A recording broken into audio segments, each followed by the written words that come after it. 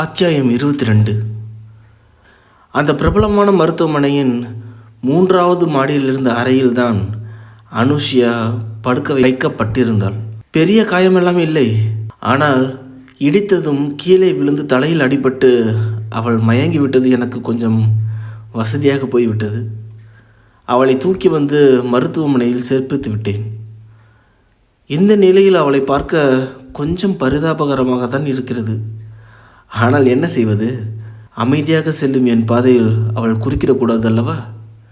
என் வாழ்க்கையின் ஒட்டுமொத்த அமைதியை குலைக்க முற்படுவதை நான் வேடிக்கை பார்த்து கொண்டிருப்பதா என்ன? இதை தவிர எனக்கு வேறு வழியும் தெரியவில்லை. வழி தெரியலன்னு நீ செஞ்ச இந்த காரியத்தை எந்த வகையிலையும் நியாயப்படுத்தவே முடியாத அறிவு என்று அன்புவின் குரல் கண்டனமாக ஒலித்தது. திரும்பி சுற்றும் முற்றும் பார்த்தேன். யாருமே இல்லை. இவ்வளவு நாள் கழித்து இப்போ எதுக்கு வந்து என் உயிர் எடுக்கிற என்றேன் எரிச்சலுடன். யாருப்பா உயிர் எடுக்கிறா? நீயா இல்லை நானா? அணுவை கொலை பண்ணுற அளவுக்கு போயிருக்கேடா. உனக்கே இது நியாயமா? நீ செஞ்சது நியாயமாடா? ஏய் ஷட்டப். கொலையெல்லாம் இல்லை. ஜஸ்ட் அவளை தடுக்கணும்னு நினச்சி அவள் வண்டியை இடித்தேன், அவ்வளோதான். கீழே விழுந்து தடையில் அடிபட்டுருச்சு, அவ்வளவே தான். மற்றபடி டாக்டரும் ஒன்றும் இல்லைன்னு சொல்லிட்டாரு. டேய் சமாளிக்காதடா. என்ன இருந்தாலும் நீ செஞ்சது தப்பு தானே என்று அவன் அழுத்தி சொல்ல நான் கோபத்துடன், என்னடா தப்பு? என்ன தப்பு? அவன் என் வாழ்க்கையில் தேவையில்லாமல் தலையிட்டு என் நிம்மதியை குலைக்க பார்ப்பா. என்ன அமைதியாக நின்று வேடிக்கை பார்த்துட்டு இருக்க சொல்கிறியா? அதான் அவன் வண்டியை தட்டினா. இப்போவும் நான் சொல்கிறத அவள் கேட்கலன்னா கொலை கூட பண்ணுவேன் என்று நான் சொல்லி முடிக்கும்போது ஓர் ஆழ்ந்த அமைதி. அன்பின் குரல் ஒலிக்கவில்லை. அதற்கு பதிலாக அனுஷியா முனகினாள். அவளது மயக்கம் தெளிவதற்கான அறிகுறிகள் தெரிந்தன. மெதுவாக அவள் முன்னே சென்று நின்ற நான், அனு என்றேன். சிரமப்பட்டு விழிகளை திறந்து பார்க்க முயன்று கொண்டிருந்தாள். அனு என்று மீண்டும் அழைத்தேன். கண்களை திறந்தவள் என்னை பார்த்ததும் அதிர்ச்சியும் கோபமும் அடைய, இந்த உணர்ச்சிகள்லாம் நான் எதிர்பார்த்தது தான். டே பொறுக்கி, சீட், ப்ராடு என்று வசைப்பாட, அப்புறம் என்று சிரித்து கொண்டே கேட்டேன் எகத்தலமாக. ஸ்கவுண்ட்ரல், நீ தானே என் வண்டியை இடித்து என்னை கொல்ல பார்த்த. உன்னை விட்டவே மாட்டேன்டா என்றவள் ஆவேசத்துடன் எழுந்து கொள்ள பார்த்து முடியாமல், அம்மா என்று காலை பிடித்தபடி மீண்டும் அமர்ந்து விட்டாள். என்னாச்சுமா? வலிக்குது, எல்லாம் உன்னால தான், உன்னை விடவே மாட்டேன்டா என்றவள் எழ முடியாமல் வலியுடன் அமர்ந்து கொள்ள, நான் உன்னை கொல்ல பார்த்தேன் அது இதுன்னு கத்தாமல் சும்மா இருந்தீனா நான் நர்ஸை கூப்பிட்றேன் என்றேன் நிபந்தனையுடன். நீ தாண்டா என்னை கொல்ல பார்த்த, நான் அப்படி தாண்டா சொல்லுவேன் என்று அழுத்தமாக அவள் கூறினாள். அனாதையாக ரோட்டில் விழுந்து கிடந்தேன்னு பாவம் பார்த்து நான் வந்து ஹாஸ்பிட்டலில் கொண்டு வந்து சேர்த்தா என்னையே கொல்ல பார்த்தேங்கிறியா என்று அவளிடம் பேசிக்கொண்டே அங்கிருந்து இருக்கல் நான் அமர, ஏய் ஃப்ராடு, நடிக்காதடா. நீ தான் பின்னாடி வந்து என் வண்டியை இடித்து தள்ளி இருக்க, எனக்கு நல்லா தெரியும் என்றவள் உறுதியாக சொன்னாள். சரிதான், நான் தான் இடித்து தள்ளினேன். இப்போ என்னங்கிற? என் மேலே கேஸ் போட போறியா? ஆமாம், யார் பேரில் போடுவ? அன்பு பேர்லையா இல்லை அறிவுங்கிற என் பேர்லையா? ஒருவேளை அறிவுங்கிற பேரில் போட்டால் அந்த கேஸ் நிற்குமா? செத்து போனவன் எப்படி வந்து கார் ஓட்டி உன்னை கொல்ல பார்த்தான், இடிக்க பார்த்தான்னு கேள்வி கேட்க மாட்டாங்களானு என்று நான் கடகடவென்று பேசியதில் அவள் கண்கள் உஷ்ணமாக மாறியது. டேய், நீ தான் அறிவுன்னு என்னால் ப்ரூவ் பண்ண முடியாதுன்னு நினைக்கிறியா? இப்போவே உன்னை பற்றின எல்லா உண்மையும் கிரிசாட்ட சொல்கிறேன்னா இல்லையான்னு பாரு. ஆமாம், என் ஃபோனு, ஐயோ என் பேகு, டேய் அதெல்லாம் எங்கடா என்றவள் பரபரப்புடன் தேட, ரிலாக்ஸ், உன் ஃபோனு பேகு எல்லாம் என்கிட்ட தான் பத்திரமா இருக்குது என்று நான் நிதானமாக கூறவும் அவள் சீற்றமானாள். அதெல்லாம் நீ எடுத்து வச்சுக்கிட்டா உன்னை பற்றி உண்மையை என்னால் சொல்ல முடியாதுன்னு நினைக்கிறியா? இப்போவே கத்தி கூப்பாடு போட்டு உன் முகத்தில் எல்லாத்தையும் கிழிக்கிறனா இல்லையான்னு பாரு. ஹேய், அவ்வளோவெல்லாம் நீ ஸ்ட்ரெயின் பண்ண வேண்டாம். நானே உன் பேகு ஃபோனு எல்லாம் கொடுத்துட்றேன். அதுக்கு முன்னாடி நான் சொல்கிறத கொஞ்சம் பொறுமையாக கேட்டால் மட்டும் போதும். ஏய், நீ சொல்கிறத நான் எதுக்குடா கேட்கணும்? முடியாது, நான் கேட்கவே மாட்டேன். இப்போ என் ஃபோனை கொடுக்க போறியா இல்லையா என்று அவள் எச்சரிக்கையுடன் என்னை பார்க்க, கொடுத்தா என்ன பண்ணுவ? நான் அன்பு இல்லை அறிவுங்கிற உண்மையே இல்லை அப்படி சொல்லுவேன், அப்படி தானே என்று நான் கேட்டபடி எழுந்து அவள் அருகே வரவும், என்னடா மிரட்டி பார்க்குறியா? சீச்சி, அதெல்லாம் இல்லை. அப்படி நீ என்னை பற்றின உண்மையை சொல்கிறதால உனக்கு என்ன கிடைக்க போகுதானோ என்று கேட்டு அவளை ஆழமாக பார்த்தேன். அவள் என்னை முறைத்தபடி, கொஞ்சம் கூட மனசாட்சியே இல்லாமல் அன்புங்கிற பேரில் எல்லாரையும் ஏமாற்றிக்கிட்டு சீட் பண்ணிக்கிட்டு இருக்க, முக்கியமாக மகாவை. அவளை ஏமாற்றி அவள் கூட குடும்பம் நடத்திட்டு, சீ, எவ்வளோ கேவலமான ஜென்மண்டா நீ என்று கொதித்தாள். ஹே, நான் யாரையும் ஏமாற்றணும்னு நினைக்கவே இல்லைன்னு, செத்து போன ஒருத்தனோட அடையாளத்தை நான் பயன்படுத்திக்கிட்டேன். அன்புவாக வாழணும்னு ஆசைப்பட்டேன், அவ்வளோதான். இதில் மகாவை கல்யாணம் பண்ணிக்கிட்டது எல்லாம் தற்செயல் தான்.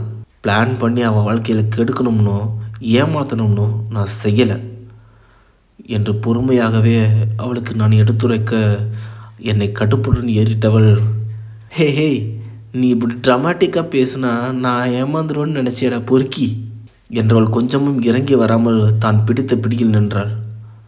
நான் உடனே என் கைபேசியை எடுத்து நானும் மகாவும் மதிக்குட்டியும் ஒன்றாக இணைந்திருந்த படங்களை எல்லாம் வரிசையாக அவளிடம் நகர்த்தி காண்பித்து, இதெல்லாம் பார்த்தா உனக்கு ட்ராமாட்டிக்காக இருக்கானோ? மகா கண்ணில் இருக்கிற சந்தோஷம் பொய்யா தெரியுதா? நீயே சொல்லு என்று அந்த படங்களை எல்லாம் பார்த்தவள் சட்டென்று மௌனமாகிவிட்டாள். அவள் முகத்தில் குழப்பம் படர்ந்தது. நான் அன்பு இல்லைங்கிறது உண்மைதான், ஆனால் அன்பு இருந்து அவளை எப்படியெல்லாம் பார்த்துக்குவானோ அப்படி தான் நானும் அவளை பார்த்துக்கிறேன். அன்போட இடத்துல இருந்து மதிக்குட்டிக்கு ஒரு நல்ல அப்பாவை இருக்க முயற்சி செய்கிறேன். எல்லாத்துக்கும் மேலே அவங்க கூட இருக்கிற ஒவ்வொரு நிமிஷமும் நானும் சந்தோஷமாக இருக்கணும். என் வாழ்க்கையில் கிடைக்காத அன்புவை மகாமதி மூலமாக அனுபவித்து வாழ்ந்துக்கிட்டே இருக்கேன். எனக்கு அவங்க வேணும், அதே போல் அவங்களுக்கும் நான் வேணும் என்று நான் திட்டவட்டமாக கூற, ஏய், நீ என்ன சொன்னாலும் நீ மகாவை ஏமாற்றிட்டு இருக்க அறிவு என்று அவள் உறுதியாக கூறினாள். ஆமாம், நான் ஏமாற்றிட்டு தான் இருக்கேன். இந்தா உன் ஃபோன். அவளுக்கு ஃபோன் பண்ணி நீ உண்மையை சொல்லு. அன்பு செத்துட்டான்னு சொல்லு, நான் தான் அறிவுன்னு சொல்லு. சொல்லு என்று அவள் கைபேசியை நீட்டினேன். ஏய், எமோஷனலாக பேசி என்னை லாக் பண்ண பார்க்குறியா என்று கேட்டாள். சத்தியமாக இல்லை, நான் அறிவுங்கிற உண்மை இங்கே யாருக்குமே நல்லதை செய்யாதுன்னு சொல்கிறேன். முக்கியமாக மகாவுக்கு. அன்பு செத்துட்டான்னு தெரிஞ்சால் அவளால் தாங்க முடியுமா? இப்போ அவன் முகத்தில் இருக்க மொத்த சந்தோஷமும் ஒன்றும் இல்லாமல் ஆயிடாதா என்று நான் கேட்க, அணு தலையை பிடித்து கொண்டாள். என்ன செய்வதென்று அவள் குழம்பவும் நான் அமைதியாக இருக்கையில் அமர்ந்து கொண்டு பேசினேன். கல்யாணம், குடும்பம் எல்லாத்தையும் இத்தனை நாளாக நான் முட்டாள்தனம்னு நினச்சிட்டு இருந்தானோ, ஆனால் அது அப்படி இல்லை. கல்யாணத்தில் ஒரு பிடிப்பு இருக்குது, அன்பு இருக்குது, காதல் இருக்குது. நம்மளை இன்னும் அடுத்த நிலைக்கு உயர்த்துகிற மாதிரியான நம்பிக்கை இருக்குது. தனியாக வாழ்கிறதுல ஒரு சுதந்திரம் இருந்தாலும் குடும்பமாக வாழ்கிறதுல தான் ஒரு நிறைவு இருக்குது. நமக்குன்னு ஒருத்தர் இருக்காங்கங்கிற ஒரு உணர்வு இருக்குது. கொஞ்ச நேரத்துக்கு முன்னாடி என்னை எமோஷ்னலாக லாக் பண்ணிட்டியான்னு கேட்டல்ல, அப்படி லாக் ஆகி இருக்கிறது உண்மையிலே நான் தான். குடும்பம், காதலுங்கிற எமோஷனில் நான் இப்போ முழுசாக மாட்டிகிட்டு இருக்கேன். இனிமே மகவும் மதியம் இல்லாத அந்த வாழ்க்கையை என்னால் நினச்சி கூட பார்க்க முடியாது. அவங்க இல்லாமல் எனக்கு இதுக்கப்புறம் எதுவுமே இல்லை என்றேன். அவள் என்னை ஆச்சரியமாக பார்த்து, நீ பேசுகிறதெல்லாம் பார்த்தா இப்போ எனக்கு குழப்பமாக இருக்குது. நீ அன்புவா அறிவானு? எனக்கு எந்த குழப்பமே இல்லைனு. நான் அன்பு தான். இனி என் வாழ்க்கை முழுசும் நான் அன்புவாகவே வாழ்ந்து நான் அன்புவாகவே சாவணும்னு ஆசைப்பட்றேன். ஏய், நீ என்ன சொன்னாலும் நீ செய்கிறது சரின்னு இப்போவும் என்னால் ஒத்துக்கவே முடியல என்றாள். நான் செய்கிறது சரியாக இல்லாமல் இருக்கலாம், ஆனால் அது யாருக்கும் எந்த வகையிலையும் எந்த பாதிப்பையும் ஏற்படுத்தாத போது அது தப்பு இல்லை தானே என்று நான் கேட்க, அவள் என்னை ஆழ்ந்து பார்த்து, சரி ஓகே, நீ சொல்கிறபடி தப்பு இல்லைன்னே வச்சுக்கோ, ஆனால் மகாவுக்கு என்னைக்காவது இந்த உண்மை தெரிஞ்சிச்சுன்னா அவள் இதை எப்படி ஏற்றுக்குவா? அவளால் இதை எப்படி தாங்க முடியும்னு நினைக்கிற? அன்புக்கும் அவளுக்கும் இடையில் இருக்கிற காதலை நான் நேரடியாக பார்த்துருக்கேன் என்றாள் அவள். நீ வெறும் பார்த்துருக்க அணு, ஆனால் அந்த காதலை அணு அணுவாக மகா மூலமாக நான் உணர்ந்து அனுபவிச்சுக்கிட்டு இருக்கேன். மகா எவ்வளோ தூரம் அன்புவை நேசிக்கிறான்னு எனக்கு நல்லாவே தெரியும். அதனால தான் இந்த உண்மை மகாவுக்கு தெரியவே கூடாதுன்னு நினைக்கிறேன் என்றேன். தெரியக்கூடாதுன்னு நீ நினைக்கலாம், ஆனால் அது என்று அணு பேசி முடிப்பதற்குள், தெரியக்கூடாது அணு, நான் தெரிய விட மாட்டேன் என்றேன். அதற்கு பின் அவள் எதுவுமே பேசவில்லை. யோசித்தபடி அமர்ந்திருந்தாள். உன்னை நான் இடித்து ஆக்சிடெண்ட் பண்ணது தப்பு தான், ஆனால் இன்டென்ஷனாக அதை பண்ணலை. மகா கிட்ட உண்மையை சொல்லிடுவேன்னு பயத்தில் தான் அப்படி பண்ணிட்டேன். I am very sorry I know என்று சொல்லிவிட்டு வெளியே சென்று செவிலியரை அழைத்து வந்தேன். அவர் அணுவின் காலை சொதித்து கொண்டிருக்கவும் நான் அறைக்கு வெளியே வந்து அனுஷியாவுடன் தங்கியிருக்கும் அவள் காதலன் உதய்க்கு தகவல் தெரிவித்து அவனை வர வைத்தேன். அதே சமயம் மருத்துவரும் வந்து சோதித்து பார்த்துவிட்டு அவள் குதிகளில் வலி இருப்பதை கண்டறிந்து சுளுக்கு மாதிரி தான் இருக்குது, எதுக்கும் ஒரு எக்ஸ்ரே எடுத்து பார்த்துடலாமே என்றார். எக்ஸ்ரேவில் பார்த்தபோது எலும்பு முறிவு எதுவும் இல்லை என்று தெரிய வந்த போதும் அணுவால் இயல்பாக நடக்க முடியாததால் ஒரு நாள் மருத்துவமனையில் தங்கியிருக்கட்டும் என்று அவர் அறிவுறுத்தினார். அதன் பின் நான் அணுவிடம், நாளைக்கு வர அணு, பார்த்துக்கோ என்று சொல்ல அவள் தலையை மட்டும் அசைத்தாள். அவள் என்னை பற்றிய உண்மையை சொல்லிவிட மாட்டாள் என்ற நம்பிக்கை எனக்கு இருந்தது. அதன் பின் மீண்டும் அலுவலகத்துக்கு சென்ற நான் தேங்கி கிடந்த வேலைகளை எல்லாம் முடிப்பதற்குள் இரவு மிகவும் தாமதமாகிவிட்டது. நடுநிசையில்தான் புறப்பட்டு வீட்டுக்கு வந்து சேர்ந்தேன். அந்த நேரத்தில் அப்பா எனக்காக முகப்பறையில் காத்திருந்தார். என்னப்பா தூங்கலையா நீங்கள்? அணு விஷயம் என்னாச்சுப்பா என்று அவர் கவலையுடன் விசாரிக்க, அட இப்போல்லாம் எங்கள் அப்பா என்னை பற்றி நிறையா யோசிக்கிறாரு என்று எண்ணிய போது என் மனம் நெகிழ்ந்தது. அவரை அருகே அமர்த்தி நடந்தவற்றை முழுவதுமாக கூறிவிட்டேன். டேய் என்னடா இப்படி பண்ணிட்ட என்றவர் அதிர்ச்சியுடன் என்னை நோக்க, வேறு ஆப்ஷனே என்கிட்ட இல்லைப்பா. நான் சைலண்டாக பேசினா யாருக்குமே புரிய மாட்டேங்குது, கொஞ்சம் வயலண்டாக பேசினா தானே புரியுது என்று சொல்ல, உண்மையிலேயே அணு புரிஞ்சுக்கிட்டாளா என்று அப்பா சந்தேகத்தோடு வினவினார். புரிஞ்சுக்கிட்டாலோ இல்லையோ, அவளுக்கு மகா மேலே ஒரு சாஃப்ட் கார்னர் இருக்குது. அதனால் மகாவுக்கு விஷயம் தெரியுறதையும் அவள் கஷ்டப்படுறதையும் அவள் கண்டிப்பாக விரும்ப மாட்டாள் என்றேன். எனக்கு இருந்தாலும் கொஞ்சம் பதட்டமாக தாண்டா இருக்குது. சரிப்பா, டென்ஷன் ஆகாமல் தூங்குங்க, பார்த்துக்கலாம் என்று சமாதானம் கூறிவிட்டு நான் படிக்கட்டு ஏற போகவும், ஏ அன்பு சொல்ல மறந்துட்டேன், ரஞ்சு ஃபோன் பண்ணான் என்றவர் சொல்ல, என்னவா என்று திரும்பி நான் அவரிடம் கேட்டேன். தேவியை ஹாஸ்பிட்டலில் சேர்த்துருக்காங்களாம், ரொம்ப சீரியஸாக, பிபி ரைஸ் ஆகிடுச்சாம்ப்பா, மற்றபடி சீரியஸாக ஒன்றும் இல்லை. ஏன்பா அவங்கள இங்கேயே வந்து இருந்துக்க சொல்லுங்கன்னு தான் நான் சொன்னேன். எனக்கு வேண்டான்னு தோணுதுப்பா, அவங்க தனியாக இருக்கிறதுல தான் நல்லது. வேணும்னா நான் போய் அடிக்கடி பார்த்துட்டு வரேன் என்றார். ஓகேப்பா, உங்கள் இஷ்டம், மகாவையும் வேணா கூட்டிகிட்டு போங்களேன் என்றேன். சரிப்பா ஓகே என்றார். நான் என் அறைக்கு நடந்தேன். மகா தூங்கியிருப்பாளா? நேற்று இரவும் வீட்டுக்கு வரவில்லை. இன்றும் தாமதமாகிவிட்டது. ஒருவேளை கோபமாக இருப்பாளோ? மெல்ல நான் அரைக்கதை வைத்திருக்க படுக்கையில் மதி மட்டும் உறங்கி கொண்டிருந்தாள். திரும்பி பார்க்க மகா சோஃபாவில் அமர்ந்தபடி தலையை சாய்த்து கண்ணை இறந்திருக்க எனக்காக காத்திருந்து களைத்து அப்படியே உறங்கிவிட்டாள் என்று எனக்கு புரிந்தது.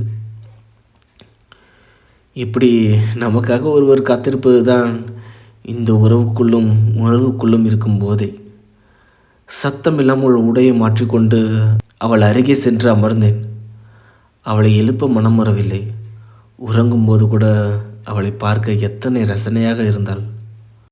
சில நிமிடங்கள் கன்னத்தில் கை வைத்து அவள் அயர்ந்து உறங்குவதை ரசித்திருந்த நான் மெல்ல மெல்ல அவள் இதழ்களை நெருங்கி முத்தமிடவும் விழித்து கொண்டவள், அன்பு என்ன இது என்று என் தோளை பற்றி தள்ளினாள்.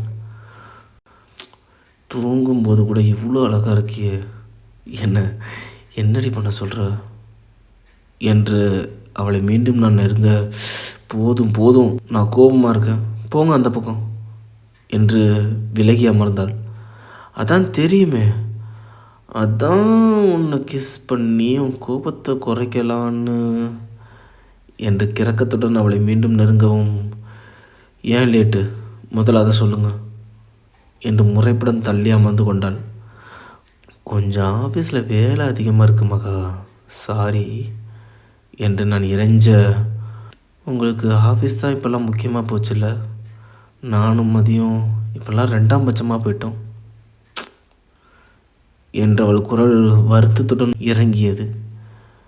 யார் சொன்னா அப்படின்னு?